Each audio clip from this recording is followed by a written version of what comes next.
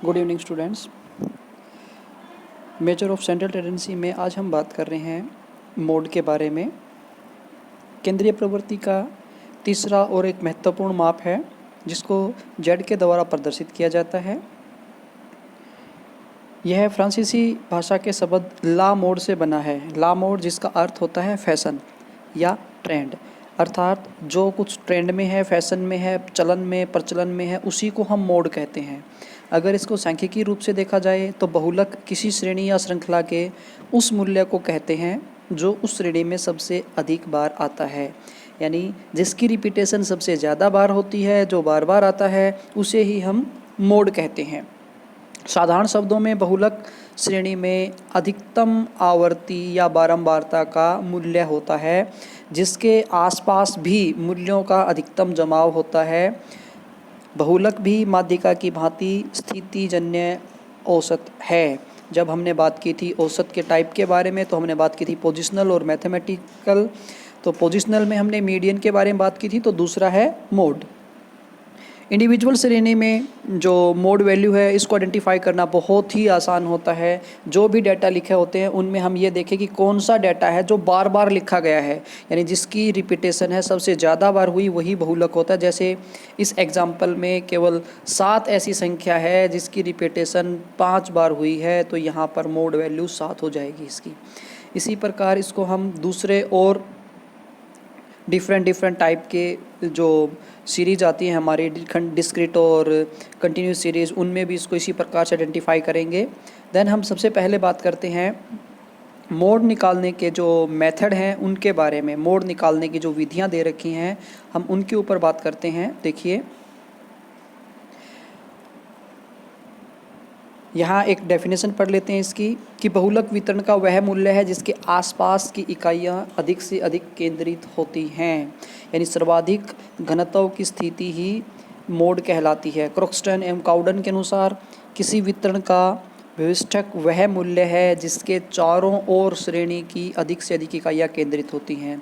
TF can एवं ES keeping के शब्दों में चर का वह मूल्य जो वितरण में बार बार आता है भविष्टक कहलाता है, यानी कि डिस्ट्रीब्यूशन में जो बार बार रिपीट होता है वही भविष्टक यानी मोड है। एक और डेफिनेशन हम देखते हैं जीजैक के शब्दों में भविष्टक यानी मोड श्रेणी का अधिकतम आवर्ती वाला वह मूल्य है जिसके आसपास मदों का वितरण सबसे ज़्यादा घना होता है। इन सभी परिभाषाओं को पढ़ने के बाद हम इस निष्कर्ष पे पहुँचे हैं कि मोड जो है वो एक ऐसी संख्या होती है जो श्रेणी में जो टोटल हमारे डाटा हैं संपूर्ण में जिसकी रिपीटेशन अधिक होती है, जो बार बार लिखा जाता है, बार बार बोला जाता है और उसके आसपास की संख्याएं भी अधिक संकेंद्रित होती हैं, घनी होती हैं, उसी को हम मोड कहते हैं। ये हम देखते हैं मोड को आइडेंटिफाई कैसे किया जाता है। बच्चों देखो, मोड को आइडेंटिफाई करना, चाहे वो इंडिविजुअल सीरीज हो, चाहे डिस्क्रीट हो, कंटिन्यूस हो, मोड को निकालने के लिए ये कुछ इंपॉर्टेंट मेथड है जिनमें हम बात कर रहे हैं। सबसे पहला है निरीक्षण विधि यानी कि ऑब्जर्वेशन या इंस्पेक्शन मेथड। दूसरी आती है समूहन विधि, ग्रुपिंग मेथड। थर्ड मेथड है एक मीन एंड मीडियन की सहायता से, माध्यिका व माध्य की सहायता से। ये एक विशेष परिस्थिति में इस्तेमाल किया जाने वाला मेथड होता है। और एक स्पेशल और मेथड आता है जिसको बोला जाता है ग्राफिक मेथड। इसको ग्राफिक विधि के द्वारा भी आइडेंटिफाई किया जाता है। हम पहले देखते हैं निरीक्षण विधि। निरीक्षण विधि क्या है और किस प्रकार से इसको आइडेंटिफाई किया जाता है। देखो, निरीक्षण विधि सबसे सरल विधि है बच्चों। हम जनरली इंस्पेक्शन करके ही देख पाते हैं बिना किसी कैलकुलेशन के कि दिए गए आंकड़ों में से मोड क्या होगा। केवल हमें ये देखना है कि सबसे ज़्यादा बार कौन लिखा गया है। कंटिन्यू सीरीज़ है तो संपूर्ण डाटा होगा। जैसे एग्जाम्पल 18 में हम देखते हैं एक कक्षा के 15 विद्यार्थियों द्वारा 20 में से प्राप्त निम्नलिखित अंकों का मोड ज्ञात करें।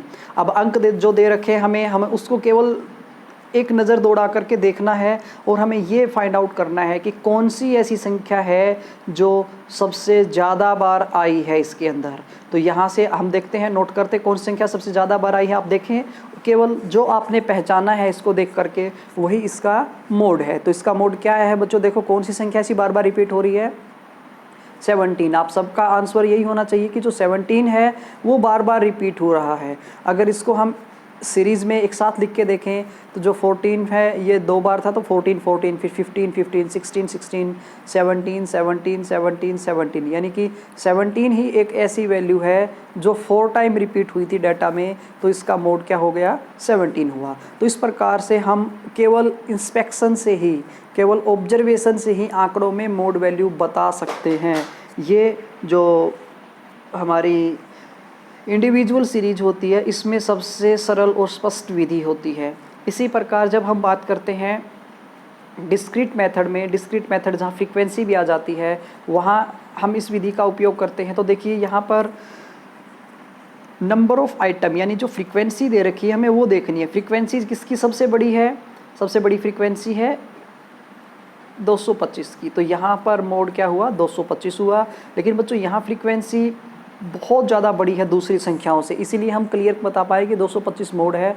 अदरवाइज़ हमें इनमें ज़्यादा डिफरेंस ना होता आस पड़ोस की फ्रीक्वेंसी में, तो हमें देखना पड़ता है कि किसके सहारे फ्रीक्वेंसी हैं उनकी संख्या ज़्यादा है। जैसे मैं कह दूं कि यहाँ 21 है और यहाँ पे 22 भी होता, 21 और 22 में कोई ज़्यादा डिफरेंस नहीं है, लेकिन फिर हमें मोड वैल्यू आइडेंटिफाई करने के लिए चेक करना पड़ता। तो हम देखते कि 21 के बाएं और दाएं की फ्रीक्वेंसी कितनी बड़ी है और इसके कितनी बड़ी हैं।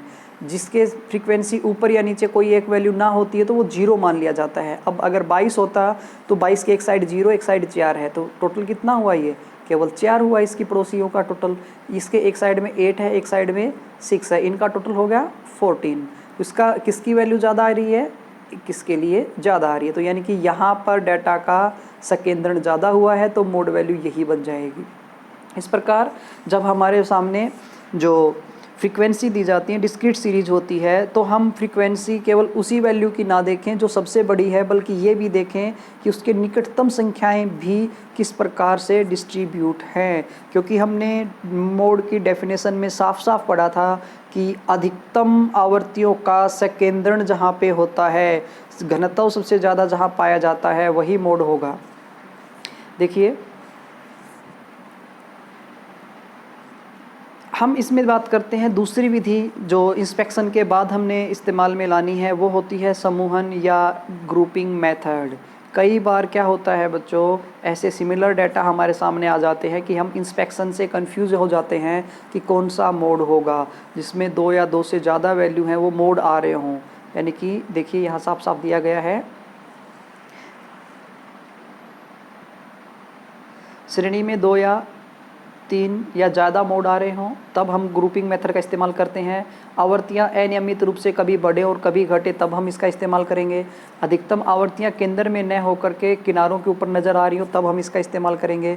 और अधिकतम आवर्ती के एक ओर की आवर्ती उसके दूसरी ओर की आवर्ती उसे बहुत ज़्यादा अलग हों, यानी हम स्पष्ट ना कह पाएँ। आवर्ती को देख के, उसके ऊपर और नीचे की आवर्ती को देख के जब हम स्पष्ट नहीं कह पाते हैं तो हमारे सामने ऐसी कंडीशन आती है कि हमें ग्रुपिंग मेथड का सहारा लेना पड़ता है।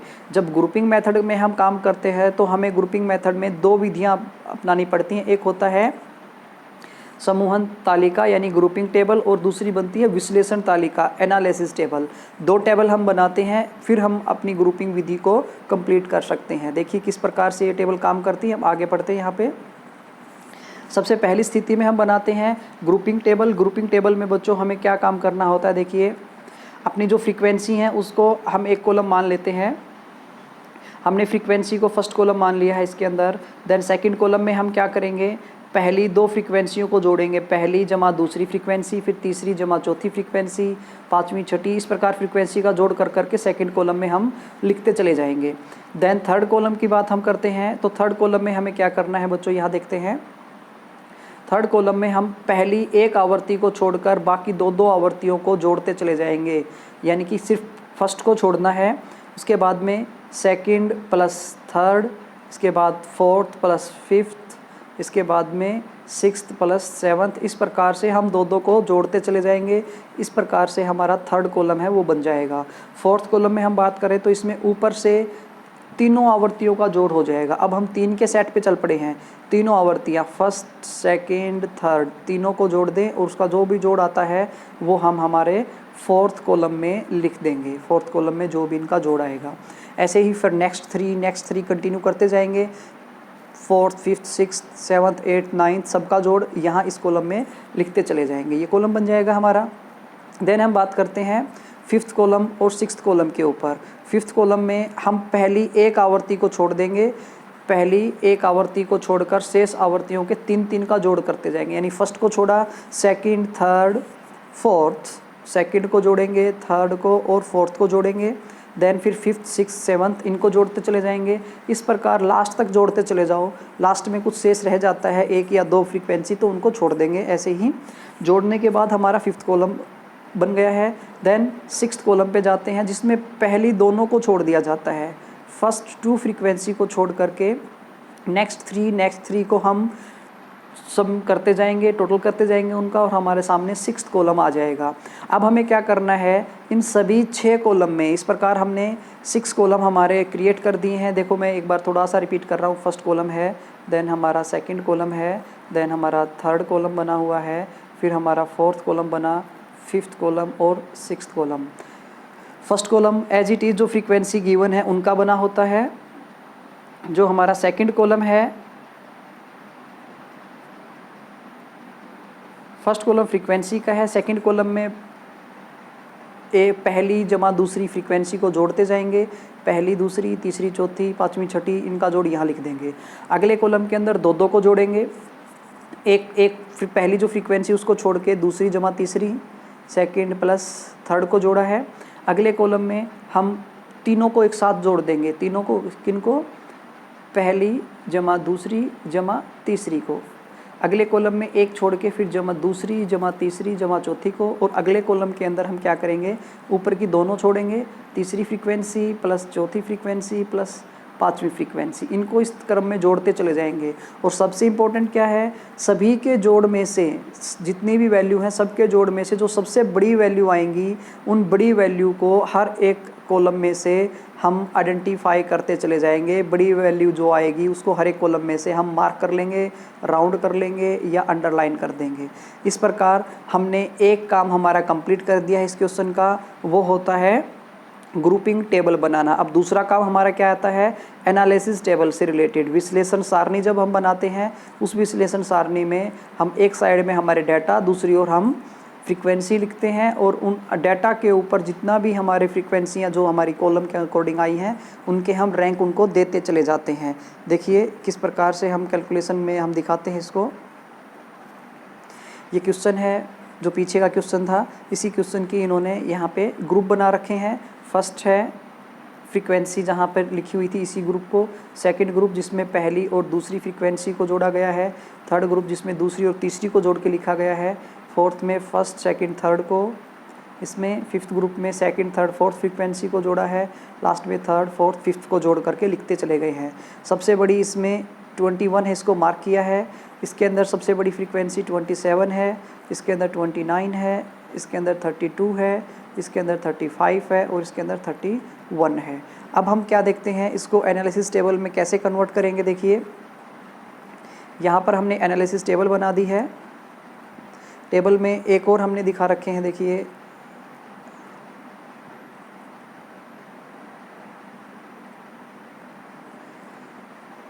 टेबल में एक और हमने यहाँ पर कॉलम दिखा रखे हैं हमारे एक्स, ये जो एक्स वैल्यू हैं इनको दिखाया गया है। यहाँ पर हमने अपने कॉलम को दिखा रखा है। अब 125 में पहला नंबर कहाँ मिला है, फिफ्थ कॉलम में जाकर के जो सबसे बड़ी संख्या थी वो 125 के सामने की थी। फिर इनके जोड़ से जो बना है, फिर इनके जोड़ से जो बना है, इनको नंबर देते गए इस तरीके से। और लास्ट में हम टोटल करेंगे तो 6 जो है सबसे बड़ा टोटल आया, किसका आया है, 225 का टोटल सबसे ज़्यादा आया है। तो यहाँ मोड वैल्यू क्या हो जाएगी हमारी, 225 हो जाएगी। देखो जैसे यहाँ पे दिखाया गया है, इस विश्लेषण में 225 सर्वाधिक 6 बार आया है तो यह मोड हो जाएगा। इस प्रकार हम क्या कर सकते हैं, सामूहिक विधि के द्वारा मोड आइडेंटिफाई कर सकते हैं। देन जब कंटिन्यू सीरीज़ की हम बात करते हैं बच्चों, कंटिन्यू सीरीज़ में हमारे सामने एक पूरा वर्ग आता है, ग्रुप आता है। उस ग्रुप में से एक वैल्यू आइडेंटिफाई करने के लिए हमें इस फॉर्मूले को अप्लाई करना पड़ता है, L1 plus F1 minus F0 upon 2F1 minus F0 minus F2 multiply I। यहाँ पर क्या क्या है देखिए, हम थोड़ा सा इसको डिटेल में देखते हैं।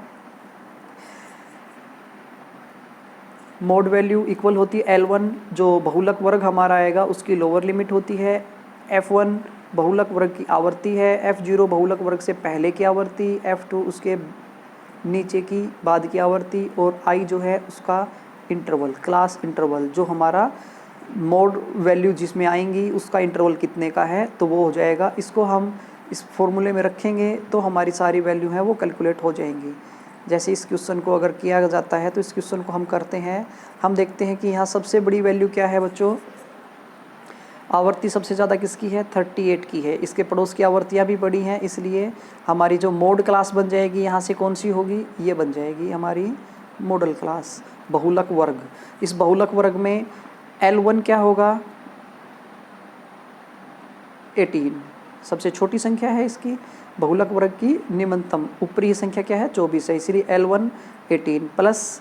अब हम देखते हैं F1 क्या होगा, जो बहुलक वर्ग की फ्रीक्वेंसी है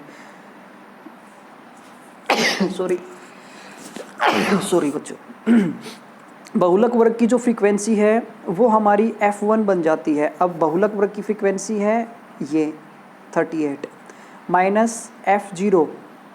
अब F0 कौन सी होगी, F0 हो जाएगी इससे ऊपर की ये वाली फ्रीक्वेंसी 36, ये हो जाएगी F0 अपॉन 2F1 मतलब 38 को 2 से मल्टीप्लाई करें माइनस F1 F0, ये एक F2 37 और F0 36, इनको रखेंगे और क्लास इंटरवल इन दोनों के बीच का इंटरवल कितना है उसको हम I से दिखाएंगे। इंटरवल कितना इन दोनों के बीच का, देखिए 6 का है तो हम I की वैल्यू लिखेंगे 6, और इन सब को फॉर्मूले में पुट करने के बाद में हम यहाँ देखते हैं, देखो ये फॉर्मूला है, इस फॉर्मूले में पुट किया हमने इनको सभी वैल्यू को, और इस प्रकार से ये हमारे सामने आएंगी।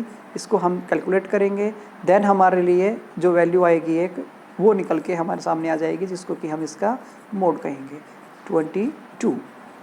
ग्रुपिंग मेथड से हमने इसको आइडेंटिफाई किया है। इसके बाद में हम बात करते हैं बच्चों नेक्स्ट में कि इसको ग्राफिक विधि से भी आइडेंटिफाई किया जा सकता है।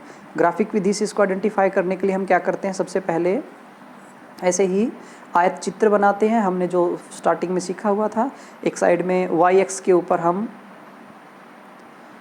जो y-x है इसके ऊपर फ्रीक्वेंसी दिखाते हैं, और x के साथ में हम x वैल्यू को दिखाते हैं। तो इस प्रकार से जिसकी जितनी बड़ी फ्रीक्वेंसी है उसकी आयत का साइज उतना ही बड़ा होता चला जाता है। अब यहाँ से मोड वैल्यू आइडेंटिफाई करने के लिए क्या करते हैं, सबसे बड़ी आयत जो बनी है हमारी, सबसे बड़ी आयत कौन सी है, उस सबसे बड़ी आयत से हम क्या करेंगे, उसके कॉर्नर से उसकी पड़ोसी आयत के कॉर्नर तक एक ऐसे क्रॉस लगाएंगे, यहाँ से इसका क्रॉस लगाएंगे, और दोनों लाइनें जहाँ काटती हैं वहाँ से सीधे x के ऊपर एक लंब गिराते हैं। वो x को जहाँ कट करेगा वो वैल्यू हमारी क्या होगी, जैसे ये 20 एंड 30 के बीच में कट कर रहा है तो बीच में किस पॉइंट पे कट कर रहा है एग्जैक्ट ये बता देगा कि ये 22.5 है या 23 है या 24 या 5, जितनी भी वैल्यू आती है इसको हम यहाँ मोड वैल्यू के रूप में कंसीडर कर लेते हैं। इसी प्रकार हम और दूसरे जो क्वेश्चन आते हैं उनको भी कर सकते हैं, या एग्जाम्पल में जो क्वेश्चन दिया गया है इस क्वेश्चन को आप ग्राफिक विधि से भी और जो अलजेब्रिक मेथड है उस मेथड से भी कैलकुलेट कर सकते हैं। तो इसको आप कैलकुलेट करके देखें। मोड से रिलेटेड जितने भी क्वेश्चन हैं आप उनको सोल्व करें। किसी प्रकार की प्रॉब्लम है, कोई डाउट है तो आप शेयर करें ज़रूर। घर पे रहें, कोरोना से बचें, सेफ रहें। लेक्चर देखने और सुनने के लिए थैंक यू।